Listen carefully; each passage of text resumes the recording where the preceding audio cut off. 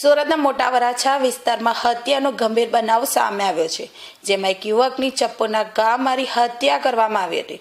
મૃતક યુવકની ઓળખ સાહિલ ગોદા તરીકે કરવામાં આવી છે। પ્રાપ્ત માહિતી મુજબ આરોપી અને મૃતક વચ્ચે અગાઉ નજીવી બાબતે ઝઘડો થયો હતો। બાદમાં સમાધાનના બહાને મૃતકે આરોપીને મોટા વરાછા ખાતે બોલાવ્યો હતો, પરંતુ ત્યાં પહોંચતા જ ફરી એકવાર બંને વચ્ચે ઝઘડો થયો હતો અને વાત મારામારી સુધી પહોંચી ગઈ હતી। આ દરમિયાન આરોપી શાળા બનેવીએ ઉગ્ર બની સાહિલ ગોદા પર ચપ્પુ વડે હુમલો કર્યો હતો। ગંભીર ઇજાઓના કારણે સાહિલનું ઘટના સ્થળે જ મોત નીપજ્યું હતું, જેના પગલે સમગ્ર વિસ્તારમાં ખળભળાટ મચી ગયો હતો। ઘટનાની જાણ થતાં પોલીસ તાત્કાલિક સ્થળ પર પહોંચી હતી અને હત્યાના આરોપી શાળા બનેવીને ઝડપી પાડ્યા હતા।